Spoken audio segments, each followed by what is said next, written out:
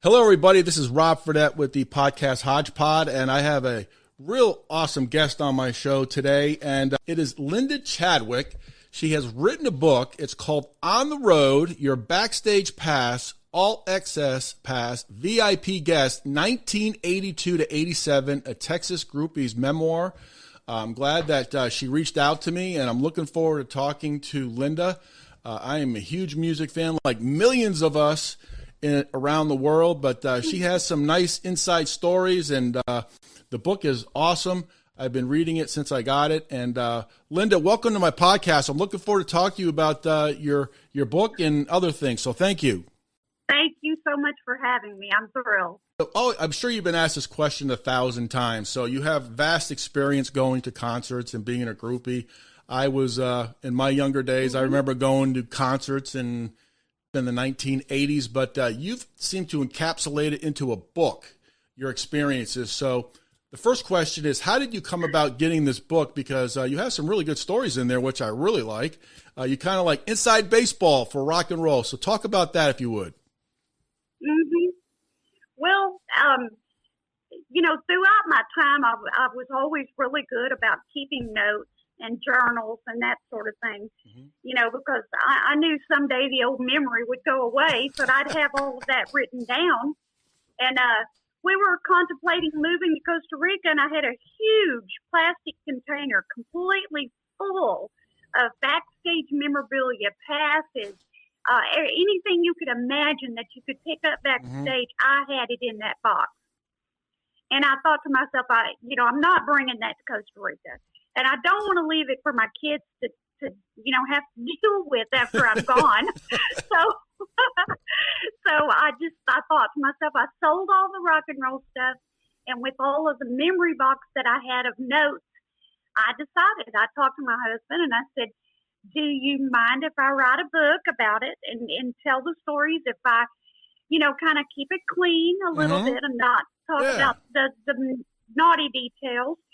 And which I did, and he hasn't read it. He didn't want to read it, but he knows the story. So, but that's basically how it came about. Is I just decided, I wanted all of these memories to be, remembered for everyone, not just who was there, but for anybody else that's always wanted to have this type of an experience. I give a little insight in the book about how to get backstage, how you can do these things. It's not impossible, it's doable, and you don't have to, be a total naughty girl. You can do it. You can get backstage and you can meet these people. They're not untouchable. Wow. they're That's just interesting. So how many concerts have you been to? On the back of the book, you have all the concerts you've been to, and it's probably in the hundreds. I know that. So I was a concert goer as well in the 80s and 90s. So you've got me beat. That is quite the list of concerts that you've gone to. So yeah, every bit of that is like probably half of them are not. I can't remember. Okay, that aren't written down. But there were certain times that I like to call the beginning was what we called the stoner days, where we didn't care where we sat and we didn't care, if we got backstage. It was cool just to be at the concert, like Rush, Queen, that sort of thing, and just smoke pot and sit up there and get stoned with your buddies, and watch the show. And I'm glad I did, because Queen was like one of the most phenomenal shows I'd ever seen in my life. I remember just sitting there with my mouth agape, just going, this has got to be recorded. This cannot be coming out of these four guys, but it is. But yeah, and then there was that stage where my girlfriend and we decided, I think I kind of want to meet these people. I kind of want to, be a part of their life and everything. And then that's when the groupie days started, and it pretty much went on from 1982 to 1987 was when I decided to, kind of get out of the I got you. No worries. No worries. I don't know what to call it. And then then I got married about 3 years later, and I'm still married. So well, that's good. That's good that you're still married. That's excellent. So just thinking about the concerts, back in the 80s, I remember going to see Van Halen, Foreigner, countless bands. And the concert ticket prices back in the 80s were like $14.95, $15.95. And nowadays, you're lucky to get nosebleeds for $200. It's amazing how the ticket prices have just like skyrocketed to where, you can't even afford it sometimes. I think that just our age is what tells that story, but I think it's very sad that they make it more about money than they do, the experience of getting these kids to your show. Well, they don't even have stadium shows anymore unless you're like the Rolling Stones or somebody like that. But I've got ticket stubs that were like $7. $7? So I may go back a little further than you.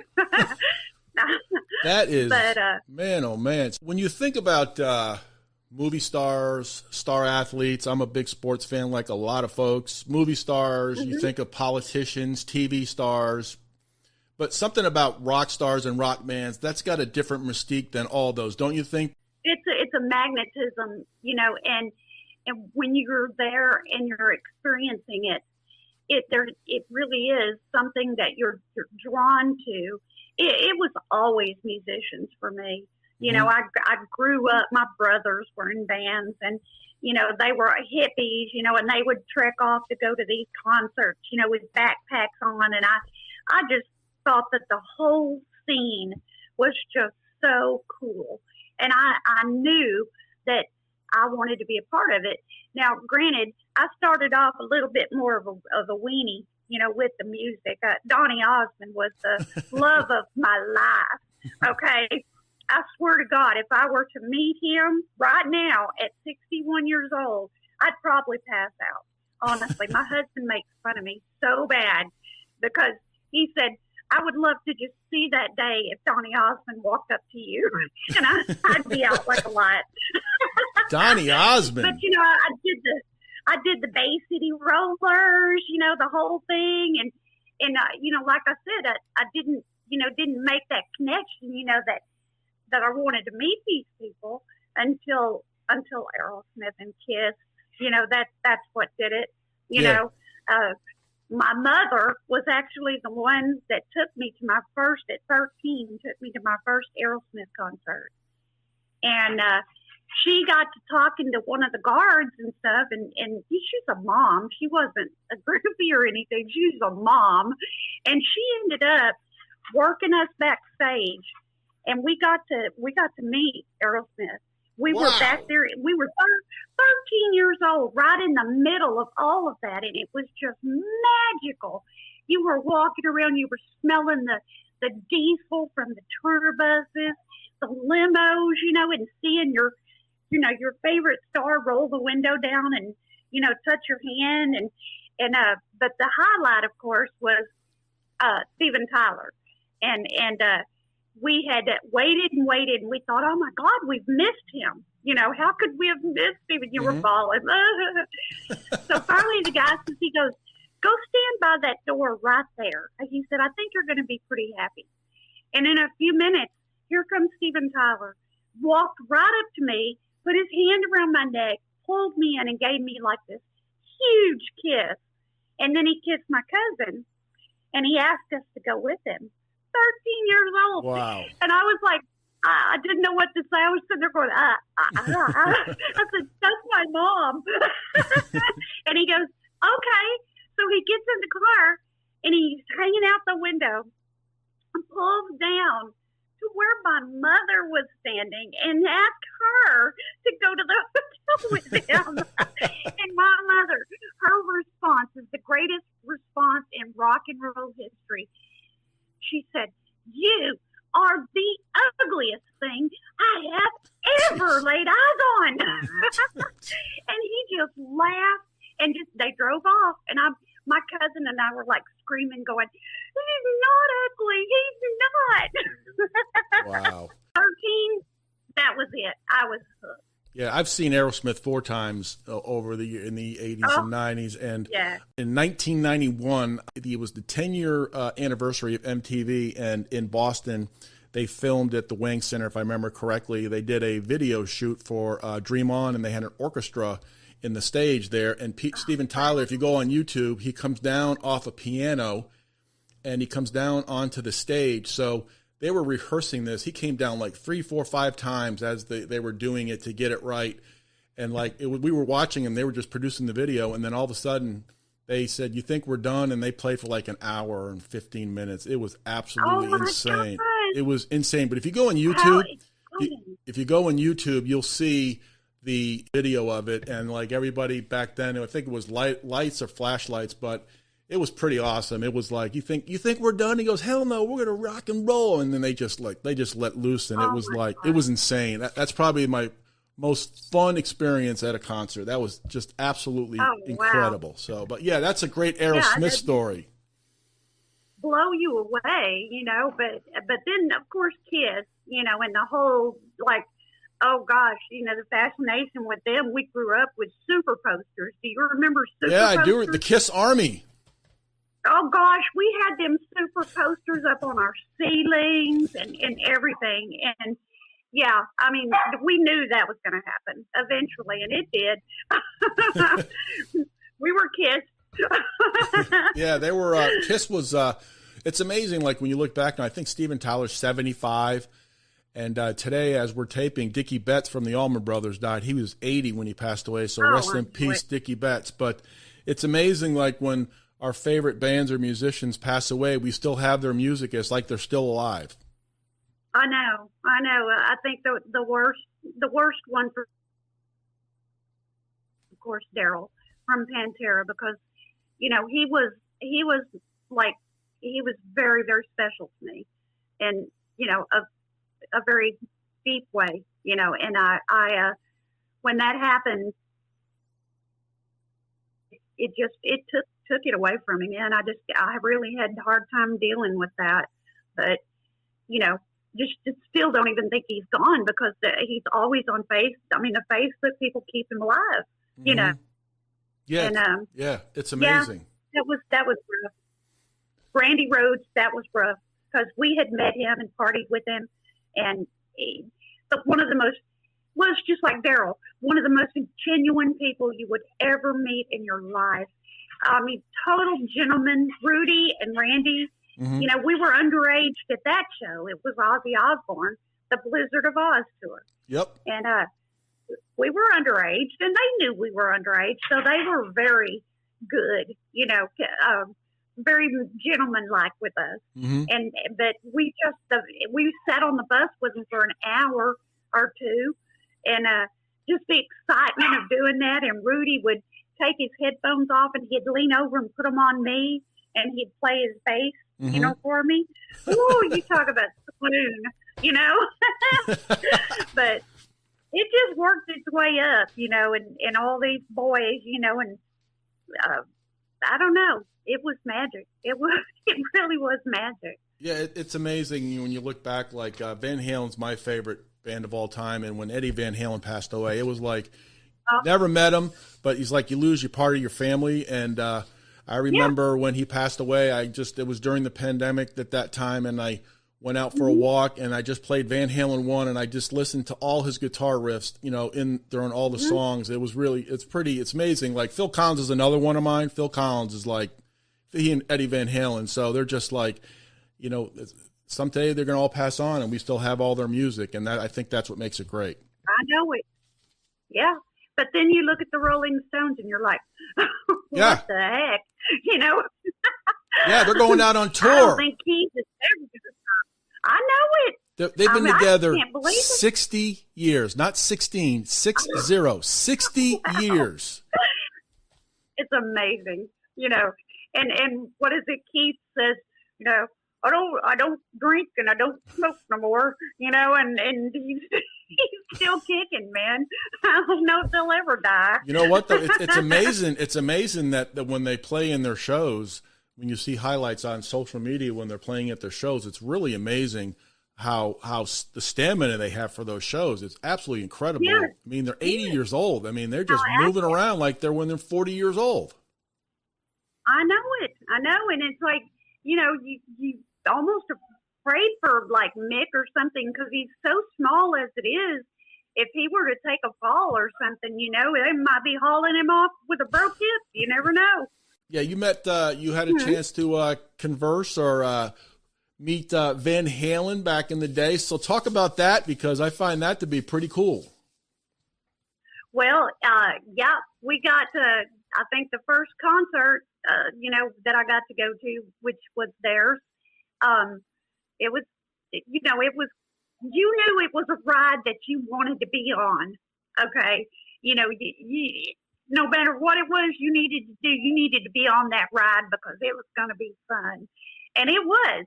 But we were standing, my two girlfriends and I were standing out in the audience. We hadn't even tried to do any scamming, you know, to get a pass or whatever. We thought, you know, this is just going to be a good show. We want to watch the show. We didn't get to watch the show. The manager, he came over and he had 3 laminate passes and he goes, you girls need to come backstage with me right now. And we were like, okay.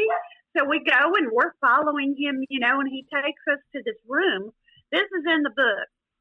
Takes us in this room and invites us in. And there's like maybe 10 other girls in there. A variety of different girls, and he shuts the door behind us and leaves us all in there together. And we're sitting there going, you know, what the heck, you know? The opening act came on and they played, and we're sitting there going, gosh, you know, I want to go to the show, you know? And then Van Halen came on, and at this time we're really wondering what's happening, you know? And the floor, which was David Lee Ross' clothing designer at the time. She comes in with her assistants and big boxes of Mexican dresses, you know, the old-fashioned embroidered Mexican dresses. And she said, pick you one out. And she said, and then the ones that don't have one, I'll piece together these others and make dresses for you. So we're thinking, what is this? Why can't we be out there watching? She goes, oh, no, you're going to be a part of the backstage party. And we were like, okay. So she basically sews up all these dresses for us. And when I mean, you know, they were Mexican dresses, but she rips them and, you know, makes, you know, very like revealing type clothing. My poor girlfriend, she only got 2 pieces. One tied around her waist and one tied around her boobs. So she was walking around, looked like she was in a bikini, you know. So the party, after the show, the party started and we were taken into this huge room. It was a Mexican-themed party. It had a mariachi band playing. It had like 3 long tables of nothing but every Mexican food you could possibly imagine. And the band, and they were there, and then we just walked around and looked pretty, you know, for everybody to look at, you know, and the guys, you know, they were loving it, and they would come up and pick us up, you know, and put us on their shoulder. You know, David would swing us around, you know, which was kind of embarrassing because the skirts were really short. You know, we were like, eek.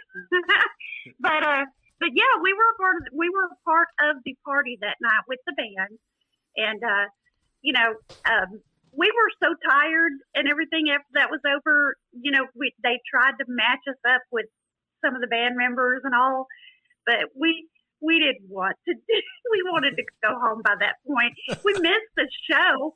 Well, yeah, we got to meet the band, but we missed the concert. What? You know, trapped in a room with all these women dressed scantily, you know.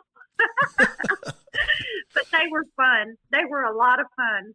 So like I said, you knew it was a ride you wanted to be on because it was a party all the time. Yeah, you know what made the bands like Van Halen, I mean, they were always good, but like when MTV came out in 1981, it definitely enhanced the appeal of all bands, all music, because the music was great. Now they put it on video, and it's like, wow, then it's like free advertising for the bands. So one band that you have in the book is Poison, and they were big in the late 80s. I remember at my college on the radio station. Poison was playing all the time. So what about Poison? Because Bret Michael, he was on The Apprentice with Donald Trump, if I'm not mistaken, Celebrity Apprentice a few years ago, and he won, if I'm not mistaken. Yes, I think he won it. Yeah, I think he did. And so what was it like hanging out with Poison? Because they had some great songs on those albums from, the mid-'80s or to the '90s. We met Poison in the very beginning. I mean, the very beginning of their career. They were playing nightclub type venues. And they were playing this club in Dallas called the Ritz. And my girlfriend and I, we decided, okay, we're going to go check these boys out because, I mean, they were gorgeous, and like the MTV, you watching them and stuff. And so we knew we had to check them out. So we went to the show and we went early because we thought, okay, we're going to try to meet them. So you go early to try to catch them doing their sound check or something like that. Well, the guy at the club, he says, well, they're staying at the little motel right behind the Ritz. Wow. This was not in a very nice area of Dallas, So we're thinking the motel must be pretty bad. So we drive over there and we pull up like to the little office and we get out of the car and we're like, is there a band here that they're staying here and they all kind of look girlish like and, or can you tell us what room they are? Well, about that time, I guess they heard us. And here comes all these like pretty boys sticking their head out the door and they were like screamed, girls! They were excited to see us, and so they got us and had us come over. We went in their room and we sat around. Bret played guitar for me, or acoustic guitar for me. And, we got to know him real well and everything. And Bret gave me his telephone number so we could stay in touch and stuff. We went to the show, but they were pulling out right after the show. So we didn't get to, spend more time with them after that. But I did stay in touch with Bret. And the next year they came, we had the VIP passes. Next time they toured, I think it was with Rad. But yeah, they made sure we were hooked up. And I remember one of the coolest parts was we were the only girls on the tour bus, and they were signing autographs at the front of the tour bus, and there was this guard like trying to keep the girls from running in the bus, and they kept looking in and seeing us sitting there, So that's the mystique of it, is that I think that we're kind of seeking groupies, and when I say we groupies, we're kind of seeking out that little bit of fame for ourselves too. Mm-hmm. And I think that, you want to be a part of it and you want to be that girl that the other girls see with them. It's a rush, it is. I believe it. I believe it. Yeah. It's a good word to describe it. It's a rush and it's a high and it, you feel like if you're somebody like me, and that's the reason that I started the book as early as I did from birth, and it's like the doctor slaps your butt and says, oh, it's a groupie, but it was to show you that I was not a real popular girl. I mean, I struggled through my youth pretty rough. And it was, I wasn't the prettiest girl. I wasn't, didn't date, it was like nothing, so your self-esteem, it gets to a certain point.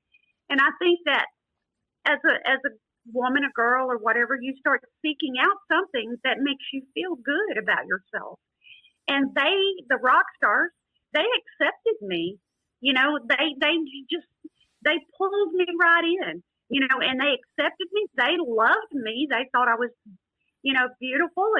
And I'd say something like, I know I'm not as pretty as this, whatever. And they'd go, what? And I guess, you look at some of the ones that I dated and that I was with, and, it does make your self-esteem build up, and make you feel important and that you're worthwhile, you don't, just because you had a terrible, youth or whatever, you grew up and you became, somebody that these people really like, you know. Yeah, you had mentioned Poison. They had played in clubs and they stayed at a hotel, and it's amazing. I'm always fascinated by how bands, when they start off and then they get popularity and then they make the fame. It's all a lot of hard work. They work their butts off. They really do, and you know, Brett's a diabetic, and you know that lifestyle, you know. It really, you know, it took a lot of wear and tear on him. I know the first thing that I seen when I was hanging out with them, and I walked in and he had a needle and he had this thing, and I freaked out because, you know, I may have snorted some cocaine and some speed and stuff like that during the day, but I never got into hard drugs, you know, like needles, that sort of thing. It creeped me out. So the first thing I thought when I seen him doing that was, he was doing drugs, and I freaked out. And he was like, no. He said, come here, let me explain. He goes, he said, I'm a diabetic. He said, I've been a juvenile diabetic since I was, you know, and he said, this is my insulin. He said, I have to take this, you know, and I was like, oh my God. Okay. You know, I'm sorry. You know, I said, I don't like that kind of drugs like that. And he was like, no, he goes, it's cool. But now, you know, you know, he's getting older just like me, you know, and he takes better care of himself now. He wears a thing on his arm, and, you know, but Brett's a really nice guy. You know, he did something very special for me.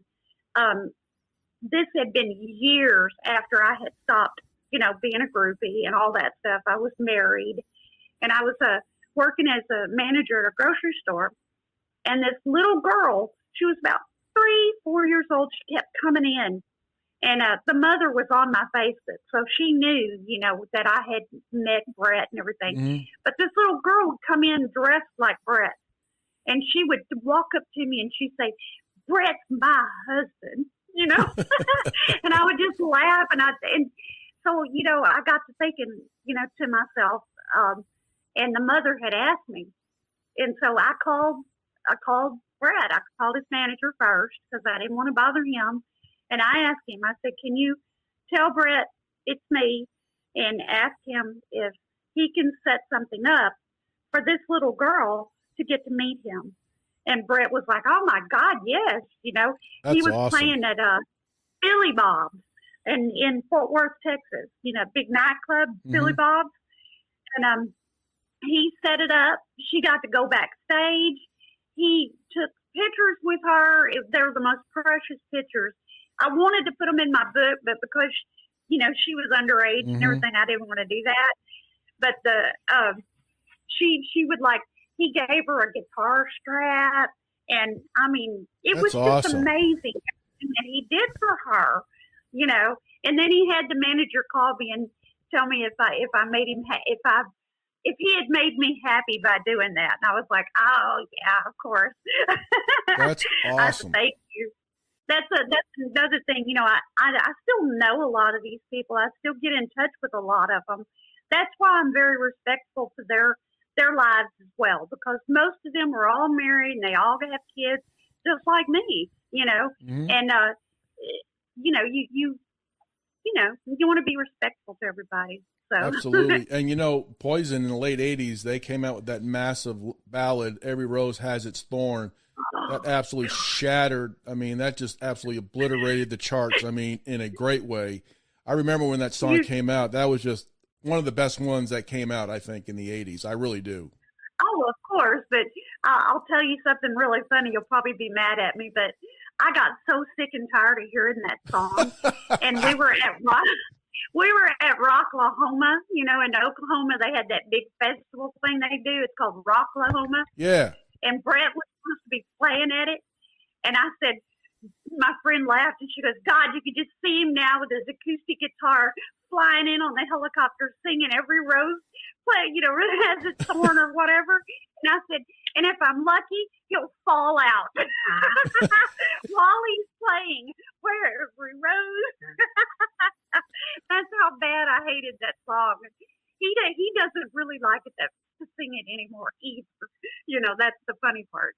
Kind of like Steven Tyler with Dream On. You know, it's like please don't let me have to sing this song one more time, you know? Well, another song that Poison did, it was great. It was a cover of Your Mama Don't Dance by a cover of Loggins and Messina. Yes. That song Yes. absolutely rocks. I love that song. I'll play that every once in a while. That's a great song. I love it when bands cover other groups or artists from back in the day. I think they pay homage and they do it a respectful way. And I think it it definitely brings out a different side of the song that you would hear. But that's that was like a light rock song or a happy song back in the 70s, but they made it into a nice heavy metal song, which I thought was great. Oh, it was a party song. You know, they were a party band too, just like Van Halen, but in a different way. You know, they were glam. You had that glam stage, you know, which was awesome. You know, we all loved them pretty boys, you know. They wore more makeup than we did and used more hairspray than we did. Poison actually had like cases of Aquanet and Wow. things like that they would have on tour. Not unlike Lemmy, he would have cases and cases delivered to the tour bus of Jack Daniels. You know, Jack Daniels or hairspray? Which would you rather have? Well, you got like the inside baseball stuff. I found that to be fascinating. So talk about Guns N' Roses and Alice Cooper. I know you. Yes, I did. That was the concert where it was MTV's Groupie special, and they had Sweet Sweet Connie at the concert, which was amazing. And at the time, I was really blonde and I had really curly hair, long. And she was walking and she did a double glance at me. She goes, "Oh my God!" She goes, "I thought you were Stevie Nicks at first." And I said, "Oh no!" I said, "Oh my God, you're Sweet Connie." And she was like, "Yeah, she's just a Southern girl." And boy, she made no bones about it being a Southern girl, but neat lady. But anyway, yeah, we were brought back again. We were in the audience thinking, "This is Alice Cooper. I just want to see him," you know. And here come the manager and brought us backstage with backstage passes. And, you know, we did not get to meet Alice, though, unfortunately. But we did, all of his band, we got to meet all of them. And we saw quite a few things that was a little shocking even for us because there were so many groupies of different ages and different, you know, things that would happen backstage. I was shocked. I was blushed, okay? And I mean, I was a groupie too, but I was blushed back at that show. But Axl Rose and I did not, we did hit it off, but we didn't hit it off. He pissed me off really bad because we were standing at out in the audience watching Alice Cooper, kind of to the side, you know, and he comes walking from the backstage area, could have walked around us. No, he walked right between us and pushed us to the side and walked between us and up in front of us. And I was like, you jerk. You know, that ain't what I called him. I called him something else. That's okay. We'll keep it clean. Yeah. So, you know, and he just kind of turned around and grinned, you know, at me. And I was thinking, you know, already, you know, he's already got that big head, you know. And, yeah, I didn't realize at the time they were all on heroin pretty bad. But, you know, but then later that night, we had gone to a nightclub to kind of finish out the night and watch the band there. And then they showed up at the club. And they told them they were going to go up on the stage and play a song or two with the band. Wow. So he comes walking by me and he stops right in front of me and he goes, "What'd you call me?" And I said, "Just leave me alone." And he just started laughing and he went on back up to the stage and they performed and then they came off stage and they left towards the back. In a few minutes, the manager comes and he goes, "Can you come with me for just a minute?" And I was like, "Okay." I said, what's going on?" He takes me out behind the club and there's a limo sitting there and it's him. He said, "You know, Axl wants to talk to you." And I was like, oh, God. So I got down in the car, and I looked at him and I said, what do you want? And he goes, I want you to go to the hotel with me. And I said, I'm not going to the hotel with you.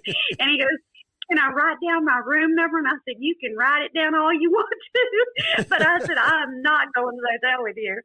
And he just laughed, and he wrote down his room number and where he was at, and I went home. Like when you went into the club that night, were people going crazy when they walked in?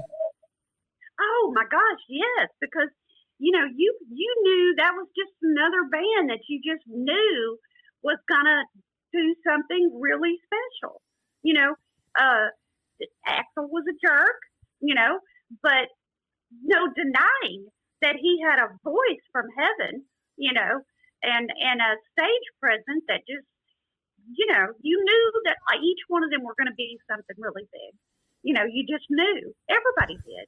It wasn't just me, everybody knew. So getting to see that was really a huge treat, And the band, they were not expecting that, but to get to jam on stage with Axl Rose and them. My gosh. Slash. Yeah. Slash. I mean, oh my gosh. It's just amazing, But we were always in the right places at the right time. I don't know if that makes any sense to anybody, but, we were always known as the girls who did not work for their passes. And I think that most everybody will understand when I say that, what that means. Most times you have to do favors to roadies, or you have to do things to get passes. We never did, ever. We were in the right places at the right time. We either met the band first and already had our passes before the show, or we knew somebody, like a promoter, that. And back in the 80s, when you were looking at stadium tours, there was a quota of how many beautiful girls that you could get to fill your backstage area. It looked good. And so the promoters, they had a, I wouldn't want to call it a quota, but they had a number of how many girls, that they could give passes to. And we were always on the top of the list. They would call us at our apartment and say, you want to go to a show? Oh my God, I'll tell you another story. You're really going to love this one because it's Eddie. And you may have already read it. And, but we, our promoter had called, and he knew that I loved John Waite. I was a huge fan. And he said, y'all want to go to the show? And I was like, yeah, of course I do, So my girlfriend and I, we went, and it was John Waite and Scandal. Okay, you remember Patty Smythe? Oh yeah, absolutely, yeah. Yes. So we went to the show, and and we're thinking, okay, Scandal opened up, and we're watching the show. Yeah, it was okay. It wasn't like rock and roll, but we were having a good time.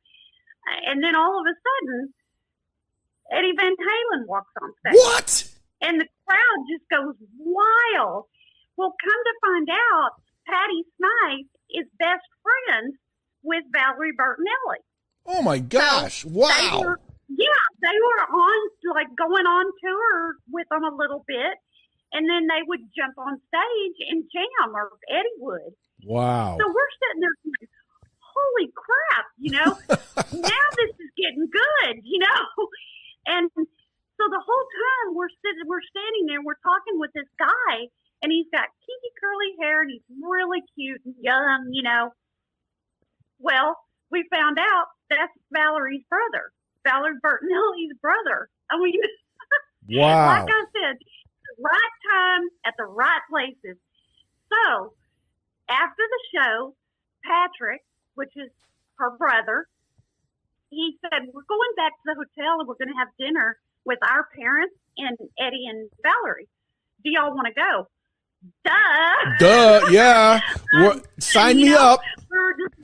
Yes, of course we'll go, having dinner with the family, And so we went, and, there was another part of the story with John Waite, which that was my fangirl moment, where I did not get to see, John Waite, because we left with, to go to the hotel with them. So I was very sad because I really wanted to meet him.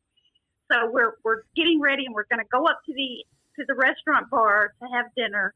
And the elevator door opens, and it was John Waite. Whoa! Right in front. Yeah. And my girlfriend, she's just standing there watching the train wreck. Okay. And I'm just standing there, and I couldn't say anything. There was it was like a, and he goes, are you okay, darling? And I was like, and he said, well, I have to be going. And he reached over and he, just kind of kissed me on the cheek and walked out. And my girlfriend, God, you look stupid. And I was like, oh my God, it was John Waite. And I couldn't say anything. I said that was the worst fangirl moment ever. But anyway, so we go up to dinner, and we're sitting there at a dinner table with Eddie Van Halen, Valerie, my Patrick, gosh, and her mother and father. And they cuss in front of their mother and father. They use the F-bombs in front of their mother and father. And I told them, I said, if I had ever said the F-bomb in front of my mother, my head would still be spinning right now. You just did not use naughty language in front of your parents, not where I grew up, And they were just like, oh, we're a really open family, and this is just how we are, she's a movie star, and he's a rock star, and blah, blah, blah, just so casual. And I remember sitting there just thinking, this kind of, shit does not happen to regular people. And this is happening to us.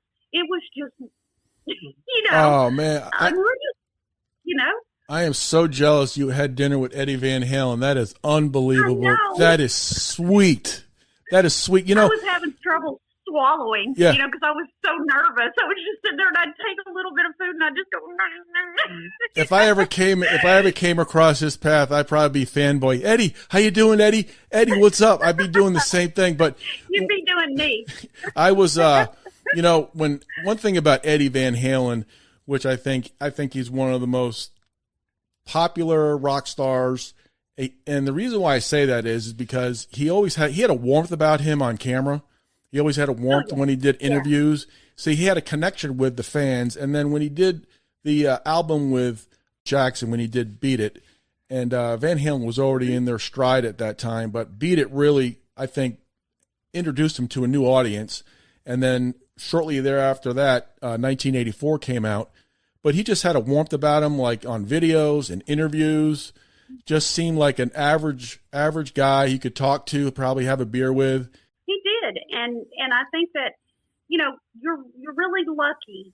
I think that if you have that fame and that fortune, and you can still hold on to who you really are, it's a very special thing. Like I said, there were several throughout my time, and Lemmy was one. Lemmy Kilmister from Motorhead. Motorhead, yeah. One of my favorite people.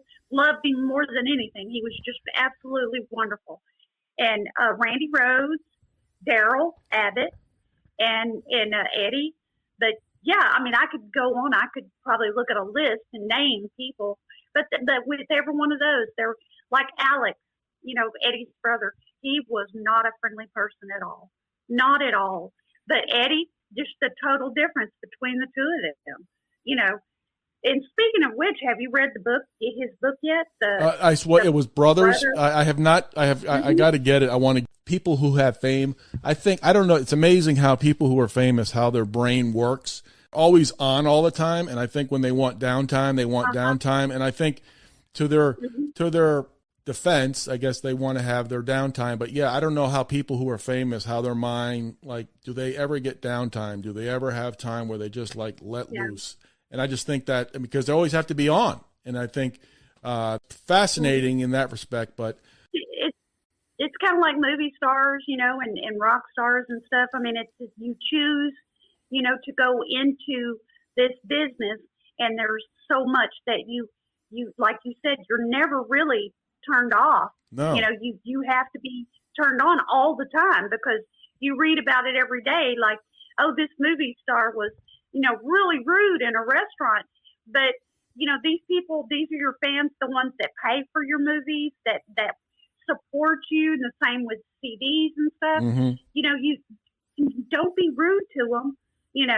I used to do some management and some booking, and that was one of my major rules. Was I said, if a fan comes up to you, you stop and you talk to them. And these were bands, starting out, Mm-hmm. and trying to become big or whatever. But that was always one of my rules. And the other rule was is you always stay and watch the other band, support the other band. Don't leave. But yeah, it is hard, and I'm to, like I said, to be able to hold on to who you are through all of that. That's a very special quality in a person, to be able to do that. And I think that another reason why a lot of these bands and stuff, why the musicians like my girlfriend and I, is because it wasn't always about sex or whatever. It was about, just hanging out, and talking, giving them somebody to bounce off of, like talking to, and just, sometimes they, like you said, they just want to be normal, Yeah. and so if you're not a screaming girl, and you're just hanging out with them and help them do their laundry or, whatever it is, you're just being normal with them. They really appreciate that. So I'm looking at some concerts that you've been to. One that really just really sticks out to me. Hopefully you remember it.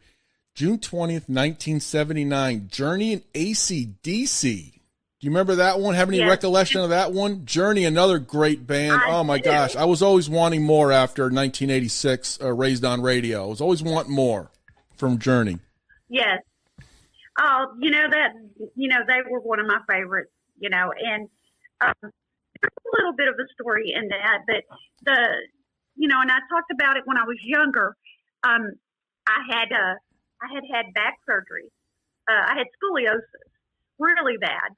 And I had back surgery, and had to go through the whole thing. I don't know if you know anything about it. They attach a steel rod to your spine, and you're in a body cast for 9 months. A literal body cast from hip to here.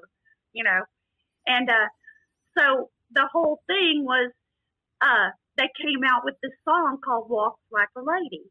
Yeah, and it just, to me, I just, I was young, and I thought, they wrote that song about me because, I think that's my song, because now I'm walking like a lady. I could walk like a lady now. I wasn't all crooked and all that kind of stuff.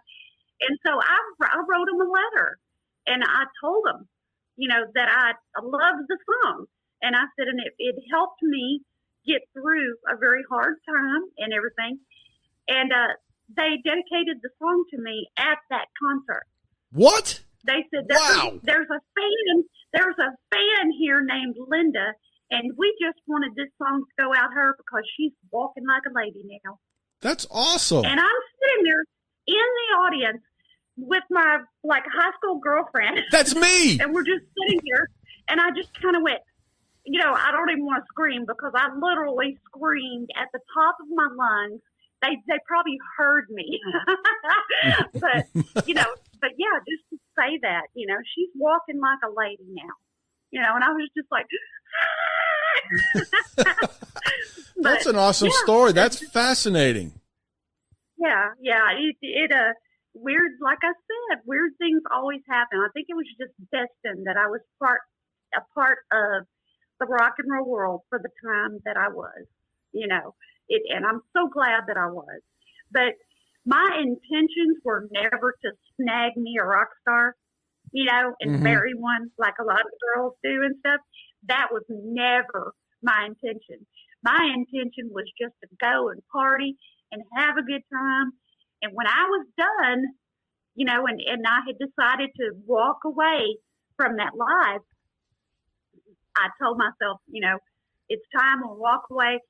But I did not want to marry a rock star. I wanted to marry a normal dude, because I didn't want to be that girl sitting at home knowing, what we did, And she's sitting at home, and I didn't want to be that girl sitting at home knowing that he's out there doing some of the stuff he's doing and then come home to me. That just never gelled to me. I'm a pretty old-fashioned girl. I know it's hard to say when you're a groupie, but I held on to a lot of like my old-fashioned views. So I'll be happy to let you know I did not marry a rock star. I married a normal guy. Excellent. That does not play a guitar and does not sing. Thank God. Well, I love music.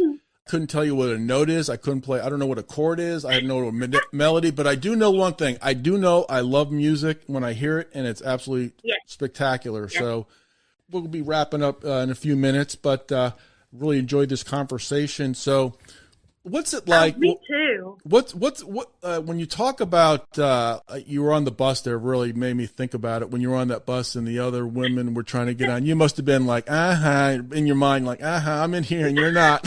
maybe just a little bit. I wanted to make sure they saw me. Oh yeah, sure. Yeah. You want to make sure that they saw you. Yeah, you wanted to be seen. I know exactly. That's perfect. That's perfect. And they were probably like looking at you, like snarling at you. I bet, right? Yeah. You'd get a lot of that. You'd get a lot of the snarls. But I was always pretty cool to all the other girls and stuff because I knew someday, I was going to be walking away from it, and those girls that saw me sitting on the bus would probably be the ones sitting on the bus after me, So when you had a backstage pass, did you ever watch a concert from like backstage versus sitting in the seats? And what's that like watching, if you did, from backstage? Totally cool. Wow. It's a total rush. I mean, and an audience is always watching you too, because like Gene Simmons would set us up like on an amplifier, just pretty close, in a White Snake, we were on stage. Deep Purple, they put us on the monitor stand, the one out in the audience, the one that sits up above the crowd. And they set us up there in chairs so we could see the show without Really? Man, oh man. Yeah. I had to call my brother about that one. I was like, guess who I met and partied with last night? Deep Purple, because I think he had gone to a festival one time to see Deep Purple, so I had to brag about that. Great band. Great band. It was Quiet Riot, White Snake, and Helix. We were kind of on tour with them for several shows, and we were on stage every night with them. On stage, watching this show from on the stage. It was, you need to read the Quiet Riot story. It's pretty funny. Yeah, they were a Quiet Riot, Bang Your Head. I remember when that song came out in the 80s on MTV. That song rocks. That song is like, I'm a big 80s fan. I love 80s music. That's all I listen to. I think it's the best decade of music, but that's just me. That's my biased opinion. One of my favorite songs from Deep Purple is Call the Wild. No, you don't ever hear that one on the radio anymore, but I love... No, that must have been B-side. Yeah. Was it on a B-side? Yeah, so I think Call the Wild... B-side. Yeah, so I thought that was good. I'll have to check it out. Yeah. Listen to the B-side. Well, yeah, it's funny because, about, Tom Petty, he has so many great songs that were like top 10 hits. But if you listen to his B-side songs, they're just as good as the hits. It's amazing how Tom Petty has such great music that they just never play on the radio. The Queen movie where they're arguing about the car, dude. What was the name of that song that Roger wrote? And it was about the car. I'm in love with my car. Do you remember the scene? You know what? I didn't see the movie. I'll have to watch the movie. I didn't see Bohemian. I didn't see that movie. They didn't want it on the album because they thought it was stupid, and he was like, "It's not stupid, but it's a good scene." But I think they B-sided it, but it's a great song. So, what you have a diverse music taste as far as rock and roll. What are some go-to songs you have, like if you're having a bad day? What song or maybe two songs that will put you in the right mood if you had to get that mood changed? If you're having a bad day, what song will turn it around and make it better? Well, many. Picking like a one song would be absolutely impossible to do, but I could tell you what band I would lean to go for that song. It would be something by Aerosmith, because, I mean, it's Aerosmith. Queensryche. I loved Queensryche. I thought they were an underrated band. I thought they should have been much more highly rated. And probably the Beatles. Yeah, Beatles, yeah. Yeah, the Beatles. I mean, like I said, finding one specific song is like really hard because there's just so many, you know, but that genres like that would definitely be one of their songs. I don't ever get down. Yeah. Well, you know, I'm not saying down, but like if you're having like a grinding day and the day it needs to turn around, I have Genesis Misunderstanding. That's the song for me. Anything from Van Halen or anything from REM. Those are the three bands that will get my mood turned around quickly. Oh, yeah. So. Oh, yeah. REM was great. They had great songs. So, yeah, I agree. Yeah, that's a good question. I'd have to really sit down to actually come up with a song. Let's see. What is that? Silent Lucidity. Yeah, Queensryche. Listen to that song. Oh my gosh. I go off in a like a meditation when I hear that song. It's amazing. So. Yeah, I remember that song. Silent. My brother loved that song. I had other friends up in Massachusetts. They could sing the lyrics to that song. I was a Queensryche fan, but yes, the Queensryche was a smoking band. They were just like incredible. I thought so too. And you know, and then like you'd look at somebody like Dave Mustaine. I mean, he always had like these rebellious songs made you just want to go, yeah, you know. Anthrax, you know, that's another one. You know, Motorhead, Love My Lemmy. So. Well, Linda Chadwick has been on my podcast tonight, and I thoroughly enjoyed this conversation. She's the author of On the Road, Your Backstage Pass, All Access Pass, VIP Guest, 1982 to 1987, a Texas Groupie's memoir. I thoroughly enjoyed talking to you about some of your unbelievable stories of the bands. I was just like blown away by you. It's just amazing. You have like these intricate details of going backstage, which you know, Robert, one thing that I like to say to people, I mean, my book may not be like everybody else's books because I don't really consider myself a writer. I consider myself a storyteller. You did it though. You did the book. You did it. Yes.